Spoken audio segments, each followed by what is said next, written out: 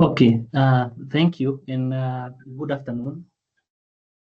My name is Dr. Justin Gashigo, and I'll be taking you through finance seminar and proposal writing. It is my hope that we are going to have a good start and a good ending, as I wish you success throughout this course. Now, what is finance seminar? I'm very sure most of us, you have ever heard of seminar. People are going to a seminar, maybe at a church, in a workplace, or any other place. So a seminar in academics means a teaching and a learning method which involves small group discussion where participants actively engage in a critical discussion of a subject matter. That means people come together and are trying to discuss a particular matter which concerns them. But now in finance, here we talk largely on matter finance. Finance seminar involve discussion on contemporary issues, theories, and practice in the field of finance. So we have the contemporary issues which are arising like now. We are talking about financial inclusion, financial transformation. We are talking about green finance. We are talking about environmental, social, and governance issues. All those issues, they are matter arising from the field of finance. Theories, we have the finance theory, which all of us, we are aware of, the agency theory, the dividend theories, the corporate governance theory, etc., etc., and the practices in the field of finance. So what are the actual practices in the field of finance?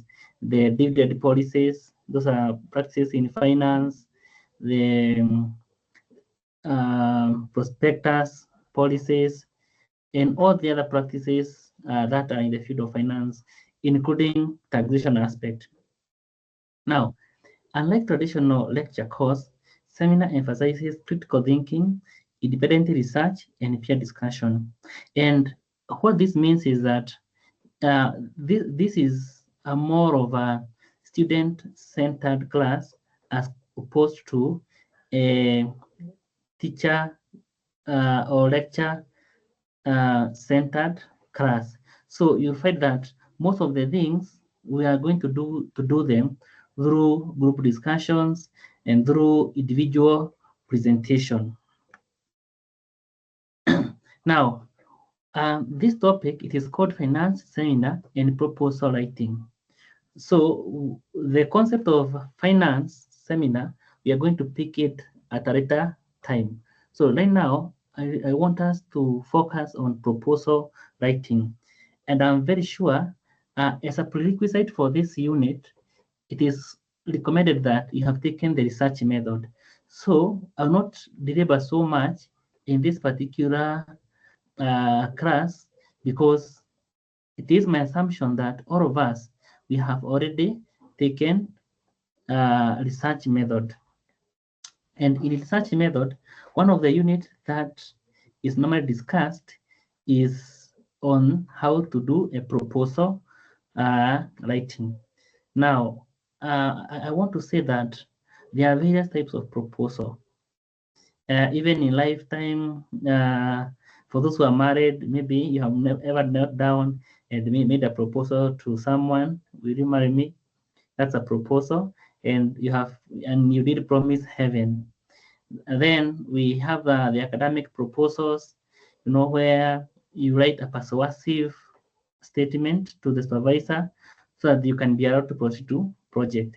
We have business proposal, especially for those who are in NGO sector, where you are trying to look for finances from the donors.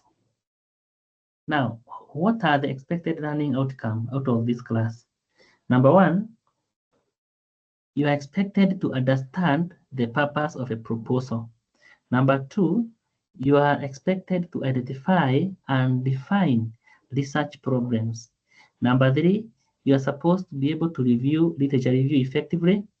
You are supposed to develop clear research objectives and questions. You are supposed to apply appropriate research methodologies. And you're also supposed to prepare conceptual or theoretical framework.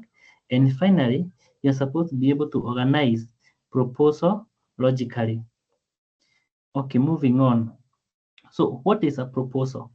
A proposal is a formal plan or a document prepared to outline an intended project, research, or initiative, showing what you want to do, why it is important, and how you will do it. So that means a proposal, it's purely a plan. And this plan, it should have statements of intention. Yeah. How are you going to do it? Why is it important for you to do it? And how will you do it? How will you do it? That is what we call the research methodology. Showing what you want to do. Those are the objective. Why is it important? That is significant of the study. Yeah. For example, in academia, we normally say that a research proposal or a research project should be beneficial to one. We have the policymakers, the regulators, we have the academia fraternity, we have the practice, and we have any other stakeholder who may wish to look at your work, and from the literature he can gain something to inform a decision. Now, a proposal, it is written to convince others, either supervisors, committee, funders, or organizers, that your idea is valuable, feasible, and worth supporting. In research, a research proposal, or in academia, a research proposal is a scholarly document that, one, explain the background and significance of the study, present a research problem or question, state objective or hypothesis, review existing literature to show knowledge gap, outline the methodology, that is data collection, analysis, and design, and also provide a work plan, timeline, and a budget where required. So that is typical, or that's typically what we call a research proposal. And basically, these are the components of a research proposal. You start with the background of the study, the background of the study, you collect some literature. For example, if you are studying about the bank, you can outline the significance of the context, the significance of the bank. You also give the research problem, what's the problem with the bank. You can give the objective or the hypothesis. You can now go to the next session, the 2.0, where you review the existing literature to show the knowledge gap, outline the methodology, how are you going to achieve this, and then provide a work plan. That is a work plan details. It's normally a Gantt chart. I'll show you maybe at the end of this class how you are planning to conduct your research, from data collection, data analysis, if there are approvals which are required, the timelines, and the budget that you are going to use for this purpose. Sorry. Now, what are the content of a research proposal? A research proposal always starts with a topic. A topic is very crucial. Without a topic, then I don't know what you are doing. So what is a research topic? This is the area of the study that you are researching. A research topic can comprise of different variables, intervening variables, moderating variables, and independent variables. So those are the four main variables which are normally comprised in a research topic. But these variables depends on the complexity of the research topic and the level. For example, for an undergraduate, you just require two variables. That is the dependent variable and the independent variable. Then for a master level, you may require three variables. That is the dependent variable, intervening variable, or moderating variable, and independent variable. But now for a PhD level, you're required to have the four variables in one study because of the complexity and the level. So what are the guidelines? So the guideline of a research topic, one, clarity. So a research topic should be clear. For example, you can't just say finance and companies. That's not a topic. It's very vague and it does not communicate anything. But if you say the impact of financial leverage on profitability of a listed manufacturing firm in Kenya, that topic is very clear and it is showing that you are looking at the impact of financial leverage. So impact of financial leverage, that is the independent variable on profitability. Profitability is the dependent variable of listed manufacturing firm in Kenya. Then you are giving the context. The context is the context of the study will be focusing on manufacturing firm in Kenya. The second thing is the relevancy. So for example, an example of an irrelevant topic is where you say the effect of rainfall pattern on poetry writing in Nairobi. This is not relevant. Poetry writing and rainfall, do not crisscross. Yeah, and this is not, it's not even finance related. But if you say effect of Basel III regulation on the stability of commercial bank in Kenya, this is very relevant because it touches on the finance topic. It is very relevant as far as finance is concerned. The other one, it is a researchability or feasibility. You have to look at a topic which can easily be studied. For example, a topic which is not feasible, you can't say how every SME in Africa manages its finances. Now, this topic, if you look at it, is too broad, not complete, and the data, it's very hard for you to get the data for all the SME in Africa. But if you say determinant of access to credit among SME in Nairobi County. So this one is very simple to get the data because you have localized, you have ring-fenced that you are only focusing on the SME in Nairobi County. The other thing is the originality. So like, for example, you can have a common place like the role of microfinance in poverty reduction. So if you look at this topic, it is heavily researched. It has been researched over and over again. But look at the second one, the role of fintech-driven micro lending app in enhancing financial inclusion in Kenya. This is a contemporary issue. It is a very recent issue and it has not been over-researched. So this one, you'll be able to even have a low similarity index because you have you do most of the writing yourself because the topic has not been over researched. So try as much as possible when you're coming up with a topic to choose a topic which has not been overly researched. Then the other one is the other guideline is specificity, like corporate governance and business performance. So the business performance of what? So business performance, their banks, manufacturing, their circle, that is very, very broad. So you need to be very specific. The effect of board diversity on financial performance of listed bank at NSE. So in this case, the number of banks which are listed at NSE, they can be determined. For example, in Kenya, there are 46 banks. If that's just a rough estimate, but I know they are there about.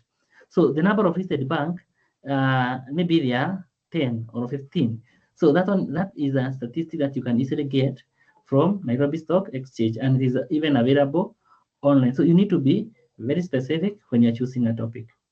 The other one is the significance. Choose a topic which have a higher significance. Yeah? For example, you can choose a topic on how students spend pocket money at the university. That one does not help anyone. Yeah, it does not help anyone. And furthermore, the students are normally given money by their parents, so they don't affect any economy. Then the other one is the significant. Look at impact of credit risk management practice on non-default rate in the Kenyan commercial bank. So this is a topic with a very heavy weight. yeah, and especially on the lenders. So the lenders may want to know, yeah, how does the credit risk management practice is affect the loan default. So which credit risk management practices are best to arrest the loan default? Yeah, because if you look at the current statistics from the central bank, you realize that the the the non-performing loan continue to increase. Yeah, so the bank may want to know, this is a problem in the banking sector. So the bank may want to know which are the best credit risk management they can employ so that they can reduce the non-performing loans. The other one is ethical consideration. So, for example, investigating insider trading practice by interviewing NSE executive secretary. That is unethical.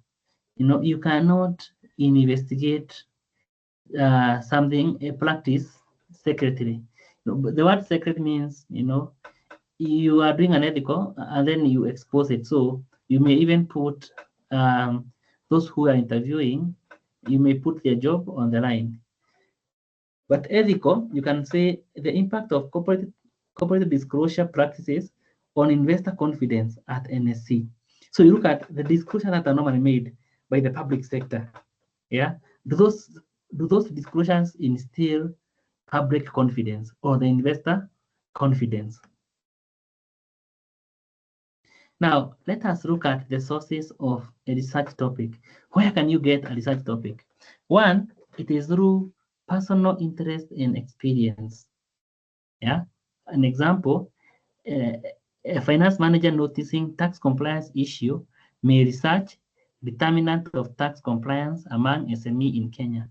Actually, it is highly advised that choose a topic, yeah, from an area where you are an expert in. If, for example, you are working in a bank, choose a topic, a research topic, which touches on the bank.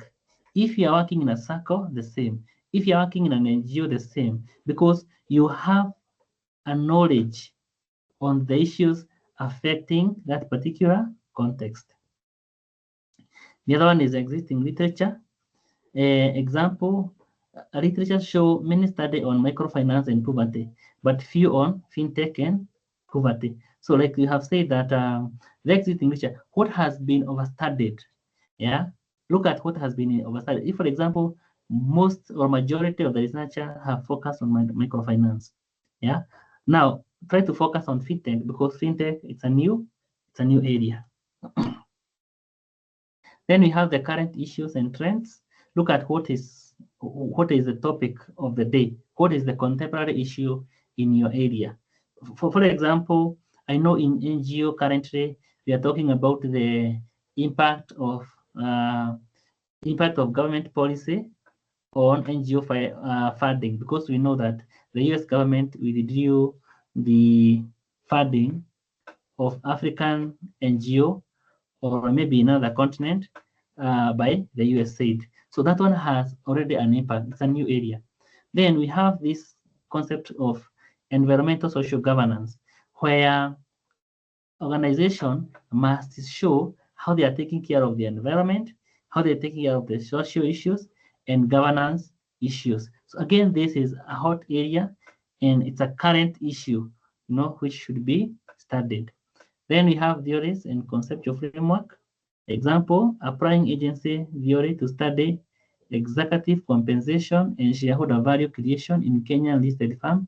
So again, the concept of the agency theory, we know very well that the agency theory is about the conflict between the agent and the principal, where the agent do not want to take risky ventures, yeah, but they want to use maybe the excess liquidity to give themselves hefty bonuses instead of reinvesting so that they can increase shareholders' wealth.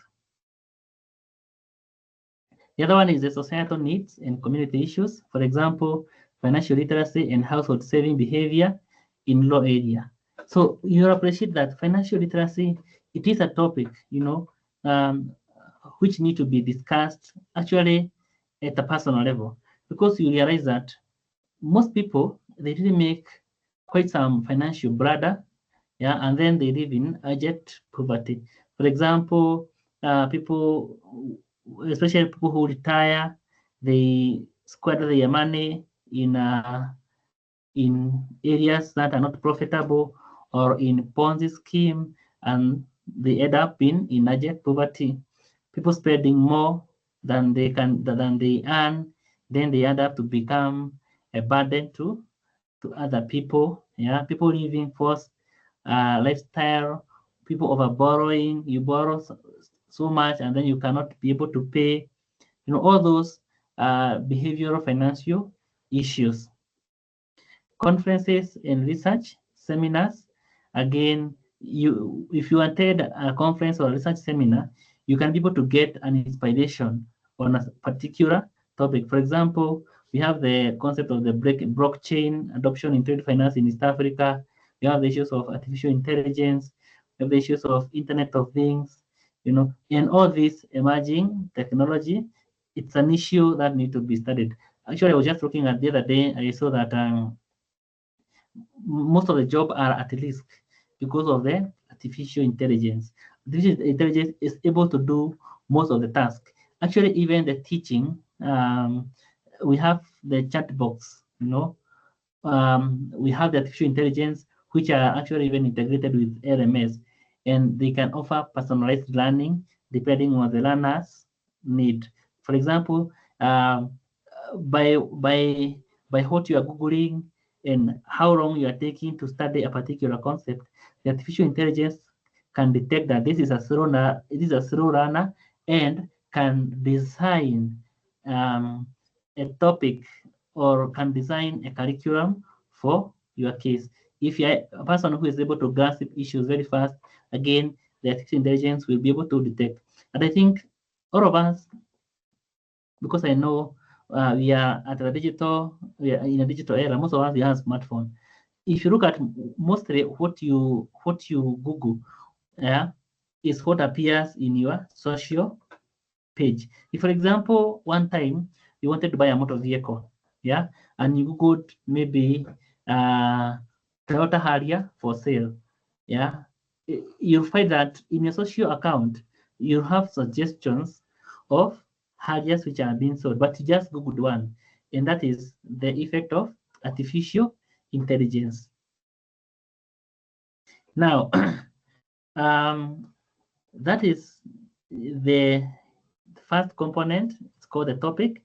Then from the topic, of course, there are some preliminary pages there, the declaration page, the acknowledgement page, list of figures, list of table, the table of content is there, list of abbreviation, abstract is there in the preliminary pages. From that, we go to the background of the study. This is called 1.1. So what is in the background of the study? In the background of the study, this is where the overview of the study, focusing on the title of the work, is done. And it should contain minimum literature review on the topic. The section give global, regional, and local overview, narrowing to the problem being studied. So in most cases, the funnel shape is actually recommended, where you start analyzing the global issues, then you go to regional issues, and then you go to the local issues. So global issues, these are the international issues. Regional issues, these are the African issue, and local issue, these are the issues in your current locality. For example, if you are studying this, we're in Kenya. Okay, then we have the current and significant issue affecting the concept of the study are discussed in this section. So if, for example, you are discussing about the commercial bank, the financial performance of commercial bank, yeah. So the significance of why it is significant to study the commercial bank, the concept, it is discussed here, but in a brief manner. Then we have the statement of the problem, 1.2. So the statement of the problem, this is a clear, conscious description of the issue or gap that you seek to address. So what is the problem? What are you seeking to address in a study? A research gap is simply a topic or area for which missing or insufficient information limit the ability to reach a conclusion for a question. It is at the foundation of your study by showing what the problem is, why it matters, and why it needs to be studied. So the statement of the problem, this is the backbone of your study. It gives the problems, the problem or the gaps that you have identified in a particular area, and you want to empirically conduct a study on this. So what are the key elements of a research of a problem statement? One, it has the background of the problem. So this is a briefly set the context of the issue. For example, SME contributes significantly to Kenya GDP, yet many struggle with accessing affordable credit. So that is the context of your issue. Then what is the gap or the issue? This shows the specific challenge or the gap. Example, despite the government intervention, many SME face high loans default rate, and little is known about the role of financial literacy in this problem. So that is the particular issue. There's very little financial literacy among the SME. Then the consequence of the problem, why is it important to solve this? Example, persistent loan default threaten the stability of financial institution and limit SME growth. Then you give a justification why this research is needed. That is the practical, academic, or policy relevance. Example, understanding the link between financial literacy and loan repayment will help policymaker and financial institution design effective intervention. So this is an example of a problem statement. I'll read it.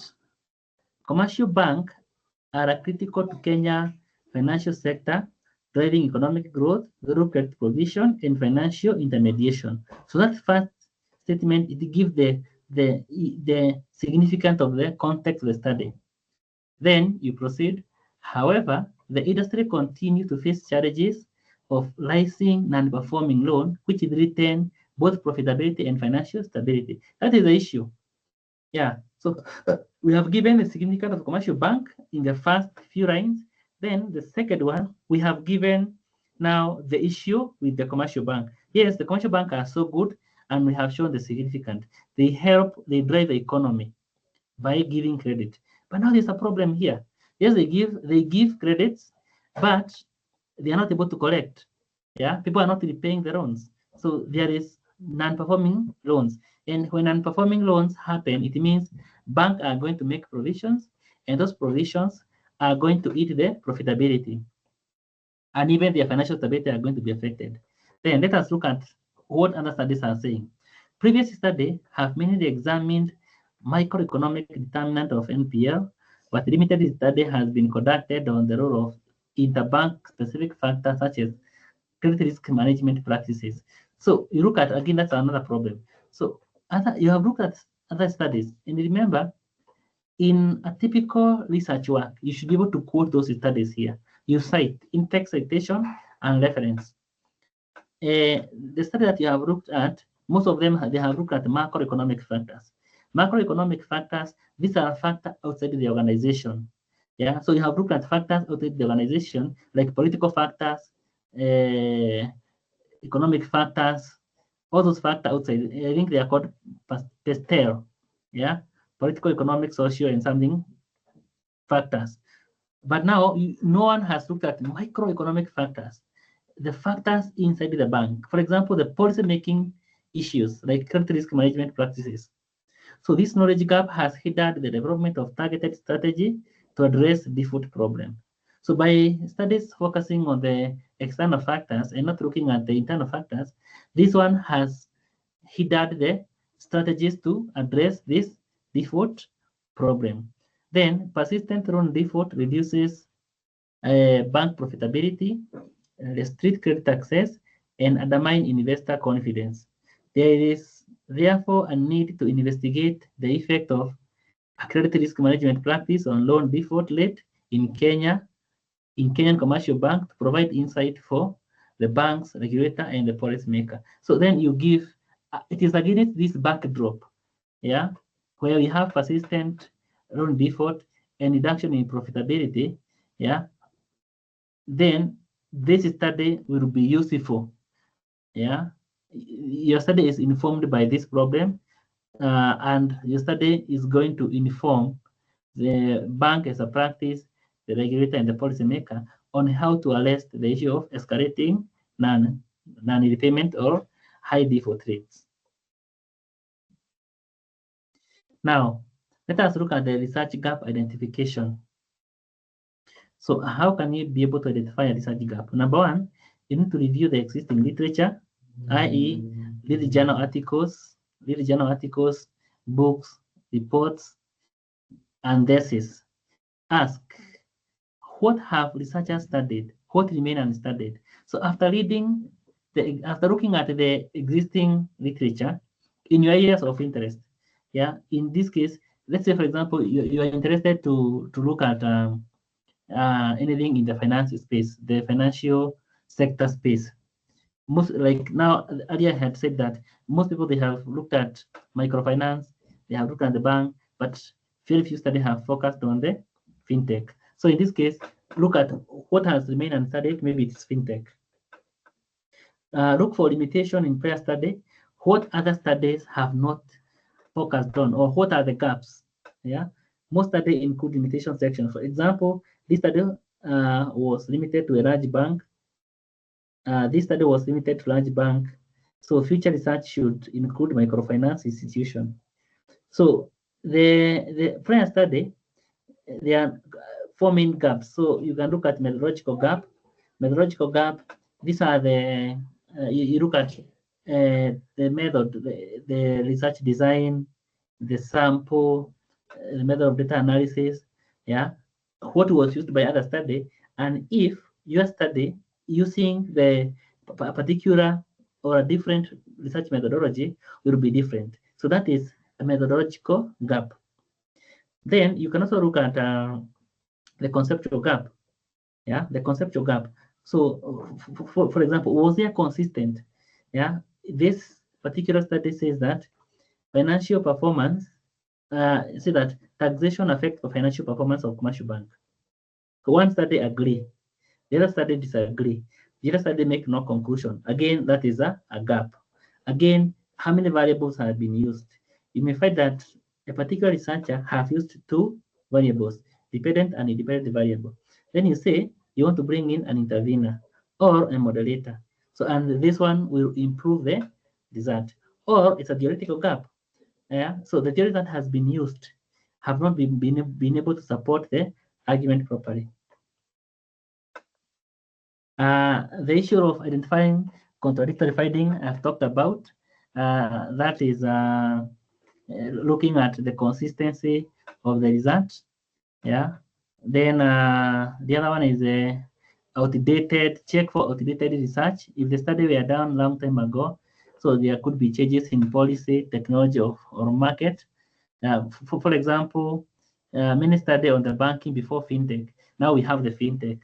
Yeah. So I know fintech now come hand in hand in the improving financial performance of commercial bank. So if you're looking at factors that improve or determinant of profitability in a commercial bank before maybe the year 2010, and then now we have the concept of the fintech, which was introduced the other day, the result could be altogether be different.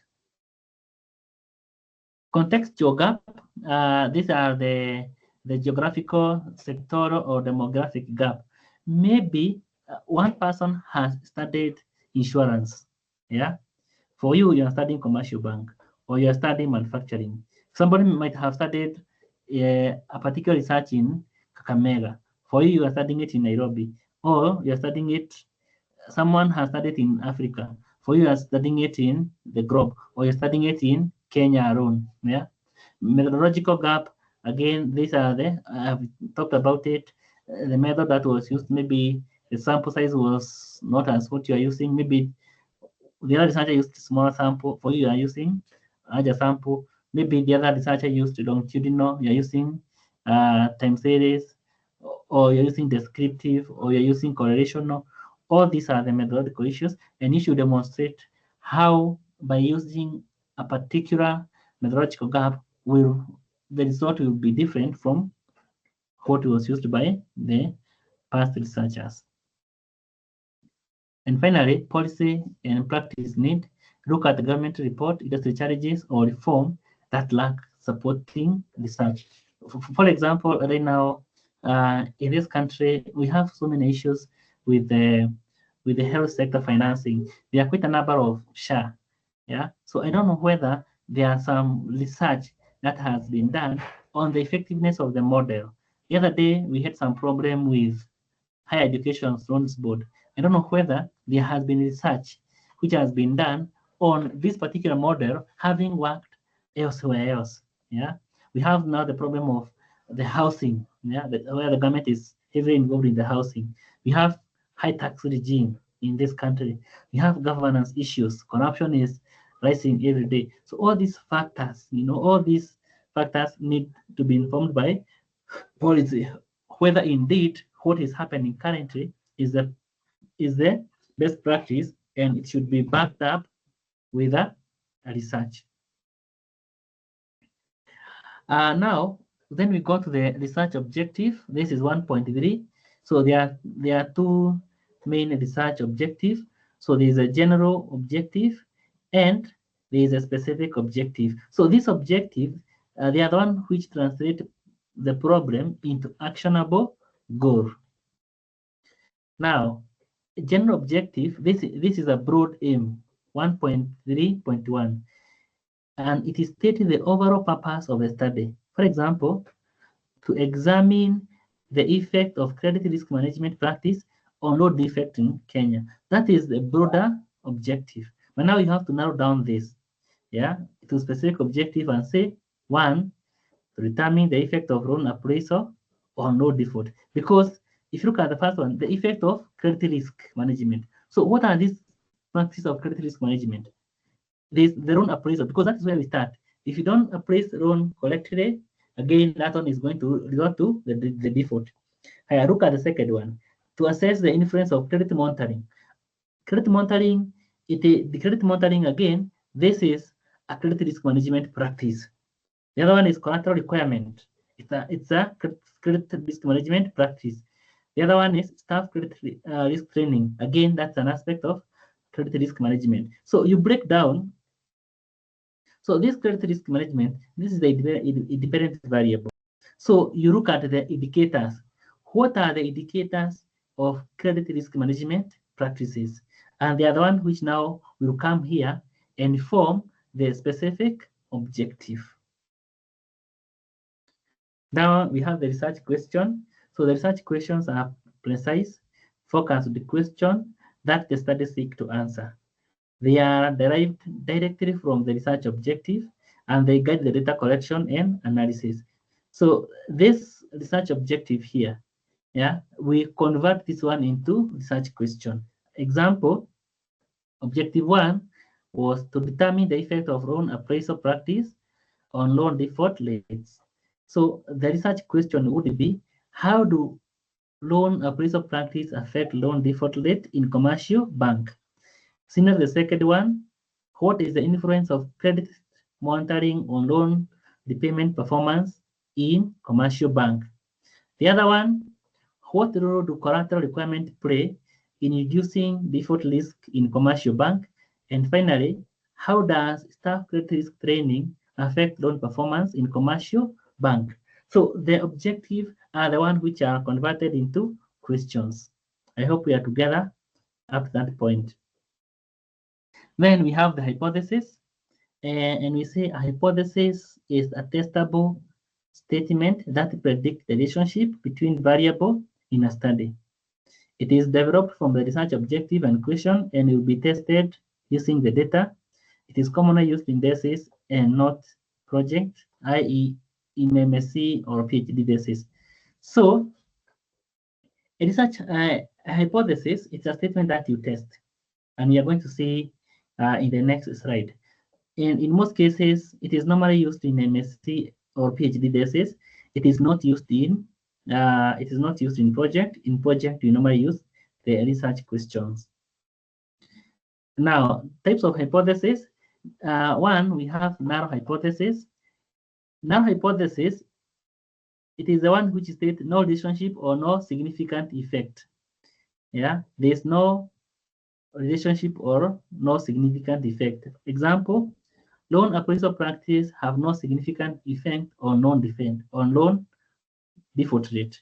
So you have to test this statement so that you can prove whether that statement is correct or not through data analysis. The other alternative hypothesis, you say state that there is a relationship or significant effect. So example, loan appraisal practices significantly affect loan default rate. Again, you have to test this one, but in most cases, the hypotheses are normally stated in a narrow form. So you state there is no, that's the one that is normally, that's what is commonly used. So what is the difference between a research question and research hypothesis? So research question ask, what is the relationship? Then hypothesis predict there is or there isn't a relationship. Research question is equals curiosity driven. What do you want to find out?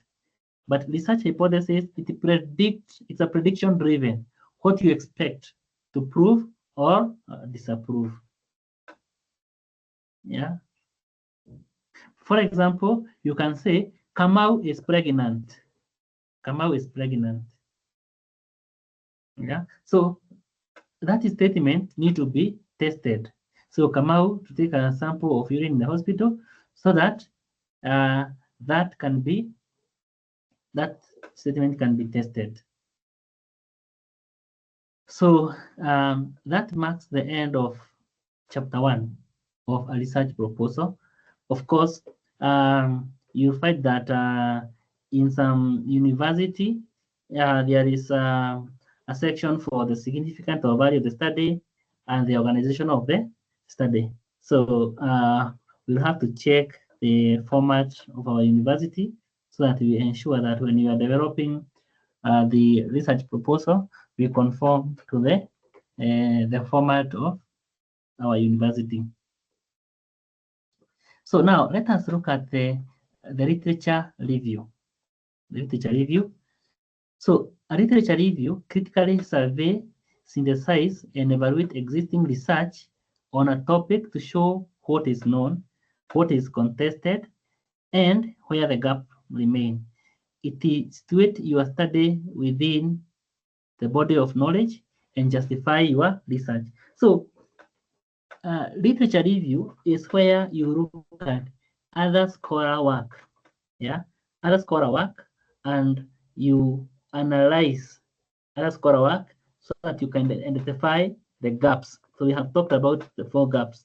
So you look at those 4 gaps in that particular study, and you can also indicate how are you going to address those gaps in your research. So what is the purpose of a literature review? One, it situates your research within existing scholarly or scholarship debates. Yeah. So you are able to place your research. It is called authoritative reference. Yeah. So you cannot reinvent the wheel unless you are doing an exploratory research. If you are doing an empirical research, you must back it up with somebody's work. It's a development from somebody's work. Then it demonstrates expertise and establish credibility. Again, credibility, it is from a credible source. Identify gap to or guide original contribution, and finally, prevent the duplication of past study. So the review help you not to duplicate people's work, because if your work has already been done, there's no need of repeating the same work.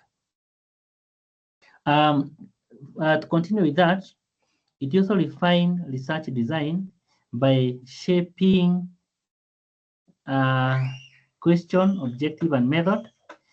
It also evaluates prior work to highlight strength and weakness, and also provide a theoretical base for your study.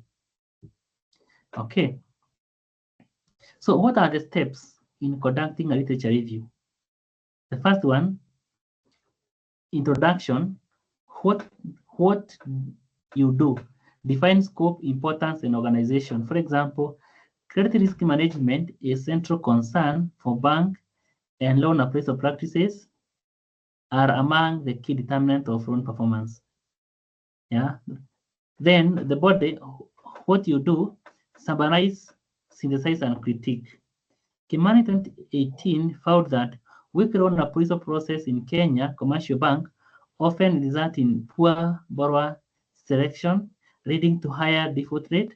This study highlights the importance of thorough borrower assessment, but focuses mainly on financial information such as income and repayment history, neglecting non-financial aspects like character and integrity. So that one, it shows that you have summarized Kimani's work, and you have identified what was Kimani finding, and you have also highlighted what Kimani did not do. So then you look at what is missing in Kimani's work. So although Kimani 2018 provide evidence that appraisal quality influence loan default, the study does not consider other dimensions of credit risk management, such as monitoring, collateral requirement, or staff training. This leaves the gap in understanding the holistic effect of credit risk management on loan performance. You see now, you have looked at Kimani, what has Kimani done, and what are the gaps in the Kimani's work. And that is what you as a researcher, you are going to address. Then conclusion, building on Kimani 2018 finding, the present study extended the discussion by incorporating credit monitoring. That's one of the things that you're going to do, collateral requirements and staff training to provide a more comprehensive analysis of credit risk management and its effect on loan performance in Kenyan bank. So this now is what you're going to bring as a contribution to Kimani's work. So you're going to build on Kimani's weakness so that you can make it much better. Good. So then that is called empirical literature review. Yeah, empirical literature review. It is what has been done by other, that you are looking at. Then the second section is called the theoretical review. Now these are the theories. So theoretical review examine existing theories related to your research topic, and this identifies, explain, and critique the theory that form the foundation of your study. It also shows which theory or a combination of theories your study will adopt to guide your analysis. So the research study is normally backed up by a theory, anchoring theory and supporting theory. So we are going to see in the next slide those types of theories. So anchoring theory. So this is the main theory your study is built upon. Sorry. Anchoring, this is the main theory your study is built upon. All objective, hypothesis, and framework are grounded on it. Example, agency theory. If you look at a study like credit risk and loan performance, so we can use agency theory. Agency theory can serve as the anchor theory because it explains conflict between lenders and the borrower, and why loan appraisal, collateral, and monitoring are necessary to reduce default risk. So in this case, this theory support both the variables.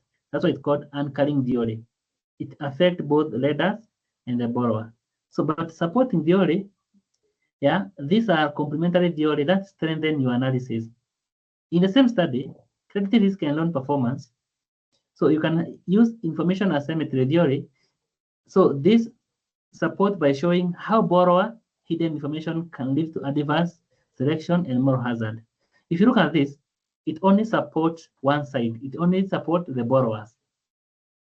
Let us look at the second one.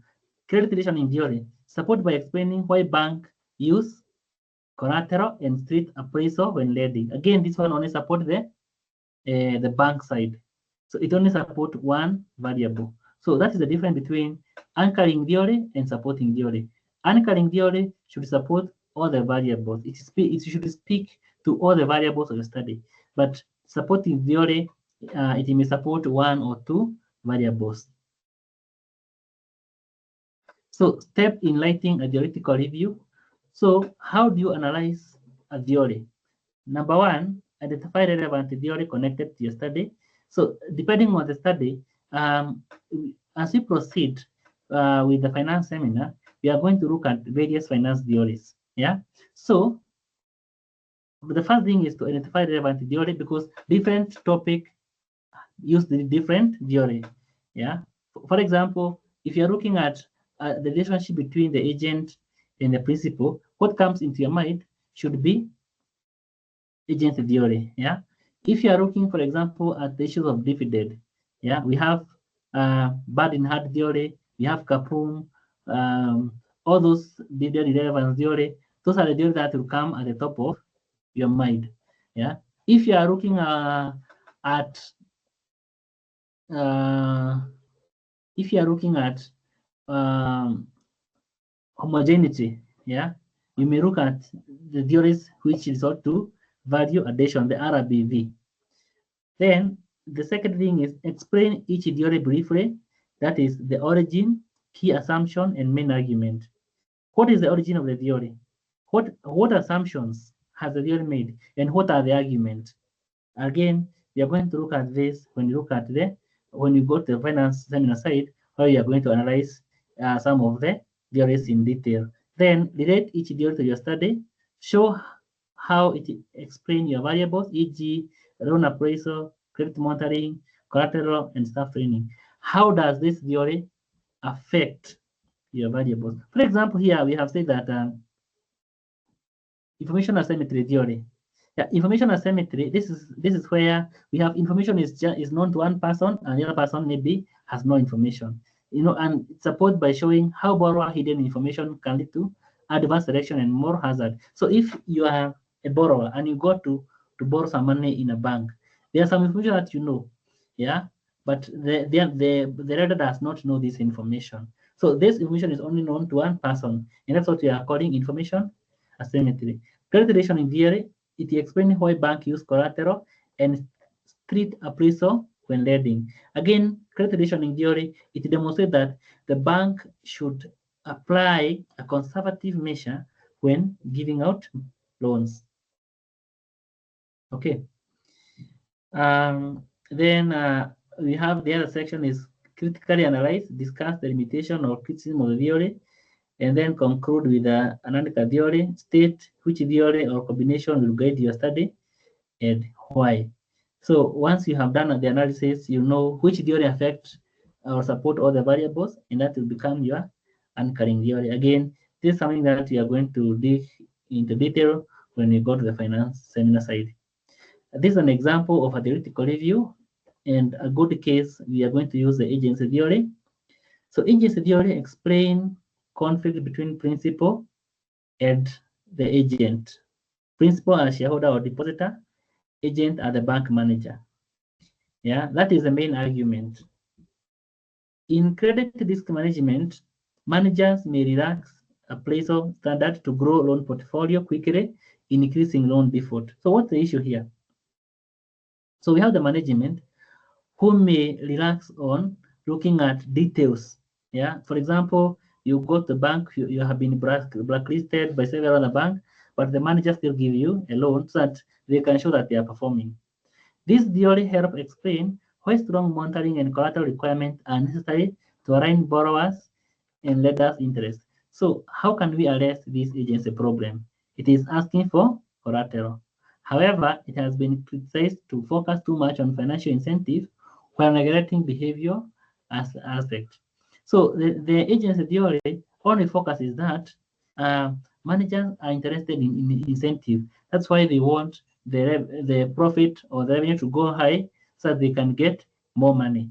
But there are other aspects of behavior aspect which managers may also be interested on, Yeah, like esteem issue. You want to be the manager of the year. Yeah, regardless of the financial incentive. You may also want to be promoted. You know, all those aspects. You know what normally comes with the Maslow hierarchy of needs. All those aspects. Then the other concept that I want us to discuss is on conceptual framework.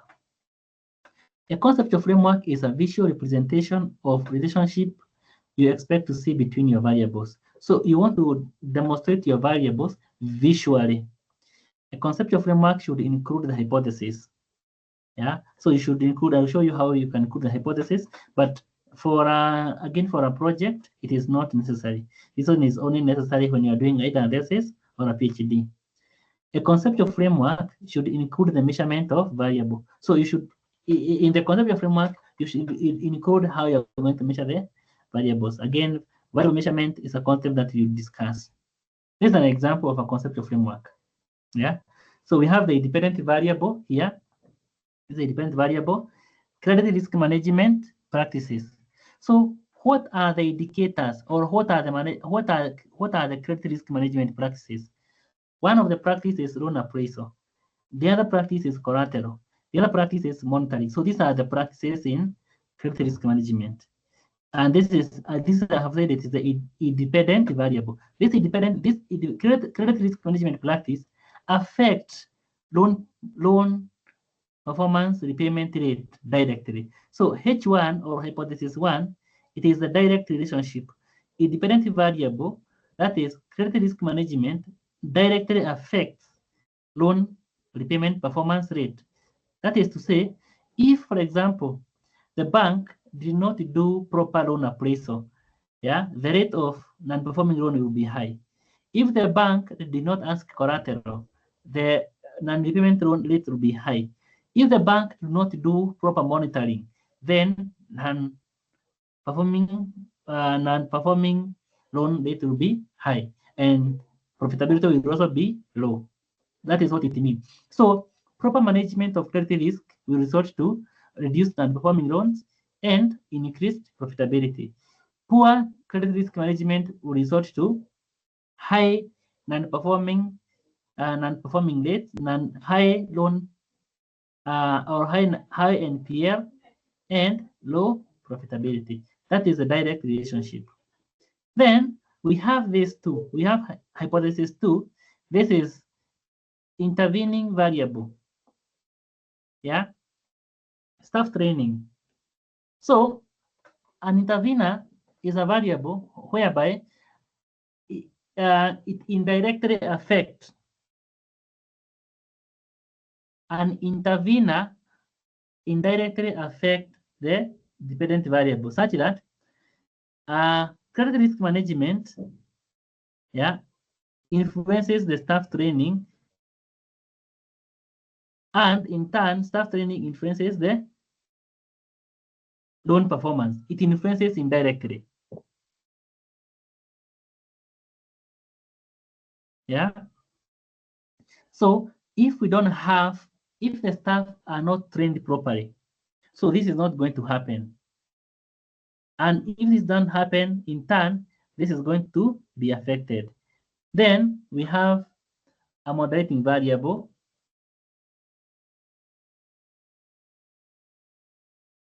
So a moderating variable, this is a variable which either strengthens or weakens the relationship between dependent variable and independent variable. Yeah, the moderating variable either strengthens or weakens the two relationship. It's like, for example, in marriage, the children act as a moderator. Yeah, when they act as a moderator, they affect the father and the mother. Yeah, so if the mother and the father do not have a good relationship, the children can come in and strengthen the relationship. And I believe you have ever heard that mi nakaa tu kwa hiyo doa kwa sababu ya watoto. That is what it means.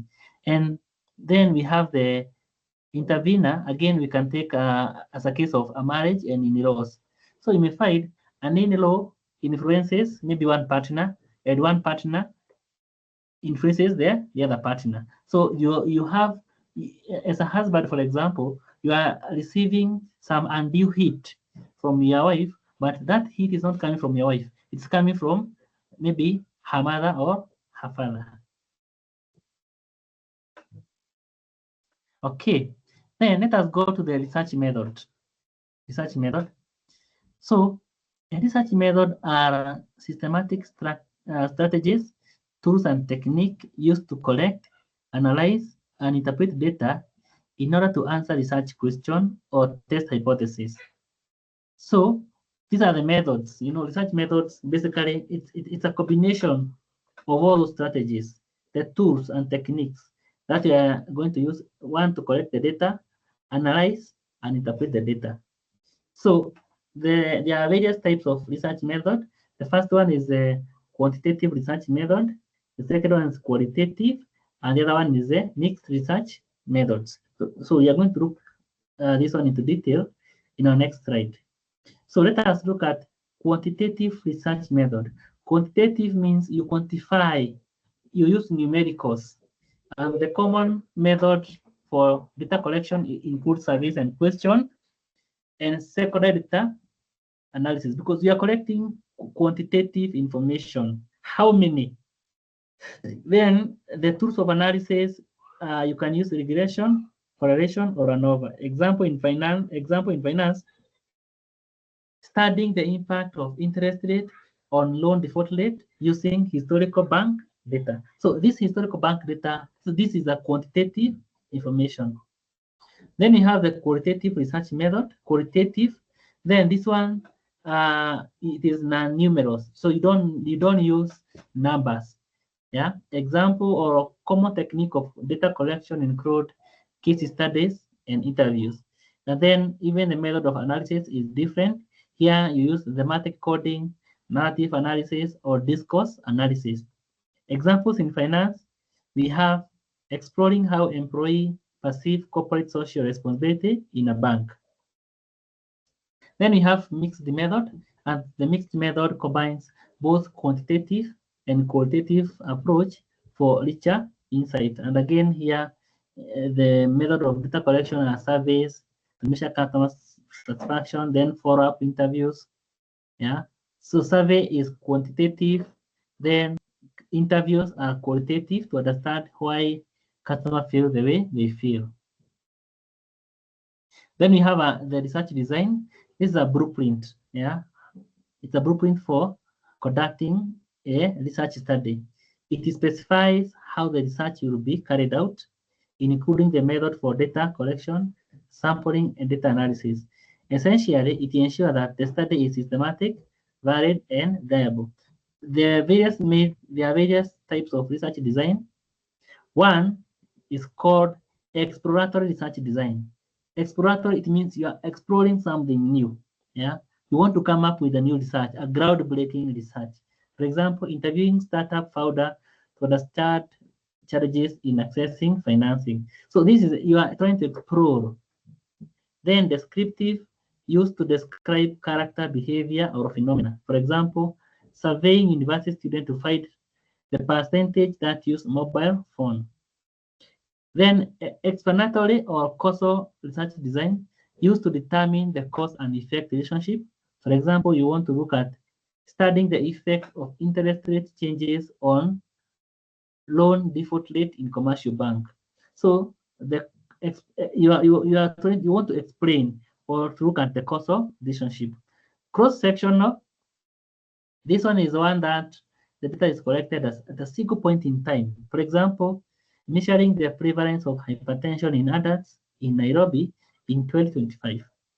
Longitudinal design, data is collected over a period of time to study changes or trend. For example, tracking annual financial performance of a company over 5 years.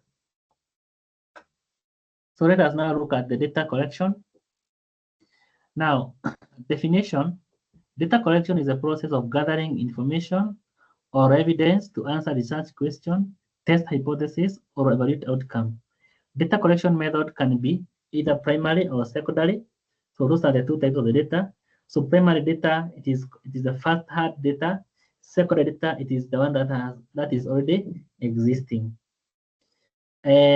Techniques of primary data collection include surveys and questionnaires, interviews, observations, and experiments. Then secondary data, these are the data which already exist, and you can collect this data from books, journals, government or organization database, online data sets, financial statement, or official statistics. Example, analyzing annual reports of commercial bank to study profitability trend. Then you have the population. In research, a population refers to the entire group of individual, object, or event that the researcher is interested in studying and drawing conclusion about. Target population, this is the full group of research, the full group the researcher wants to generalize finding to. Example, all commercial bank in Kenya.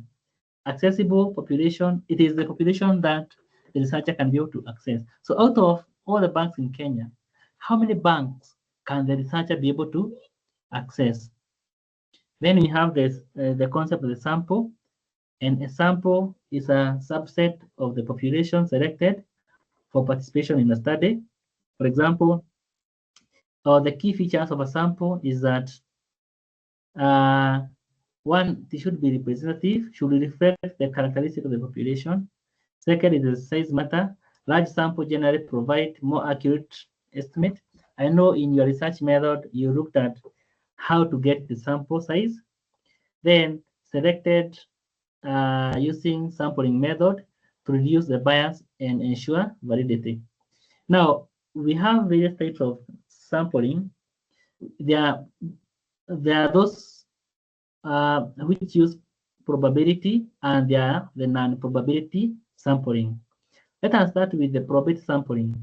So in probability sampling, every member has a known chance of selection. Yeah. So the first probability sampling method is simple random. So in simple random, every member has an equal chance. Example, randomly selecting 100 customer from a bank. So every member you can select randomly. Kuja wewe, kuja wewe, kuja wewe, kuja wewe. That's random. Then we have stratified sampling.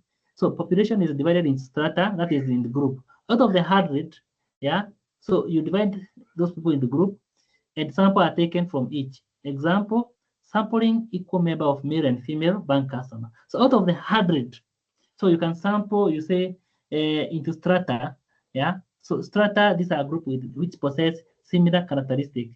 So male and female group watu wa kumi. Then from each group you select 1. Then we have systematic sampling, selecting every 90 member from a list. You say 1, 2, 3, 4, 5, 6, and 8, 9, 10, kuja. 1, 2, 3, 4, 5, 6, and 8, 9, 10, kuja. 1, 2, 3, 4, 5, 6, and 8, 9, 10, kuja. So you select the end number from the list. Then cluster sampling, population is divided into cluster. Some clusters are randomly selected. So for example, selecting 3 branch from 20 branch, then surveying all customers there. So you are clustering the bank. So in those banks, you select the branches out of 20 branches, then you pick the sample there. Then we have non-probability sampling, and here not every member has a known chance. For example, we have the convenience sampling. Choose participants who are easiest to reach. Example, surveying customer in your local branch. So you don't want to go to every branch. So you just want to pick the customers whom you can conveniently reach. Then we have the purposive sampling, selecting participants with specific characteristic. Example, interviewing only branch manager about CSR practice. It is purpose. Snowballing, existing participant recruiting other. Example, asking small business owner to refer other owner for financial study. Yeah. Snowballing. If, for example, you want to know the number of prostitutes, and I'm sorry not to be sensitive on that. Yeah. In Nairobi, if you just get one, you get others, or drug dealers, you get others. Because it's like a rolling ball. So what is the importance of sampling? One, it helps to reduce the cost and time, because you can imagine that in a forest, you are sampling an aggregate species of a particular plant or animal. It can take forever. So it makes research manageable and allow researcher to make valid inferences about the population. So that is that. Again, there are other concepts on research methodology, like data analysis. So for data analysis, the regression and the likes, there are other modalities like testing the linear assumption, data validity, pilot study. Those are concepts that I know you did in the research methodology, so we're not going to repeat them here. Then, lastly, but not the least, we want to look at the APA referencing style.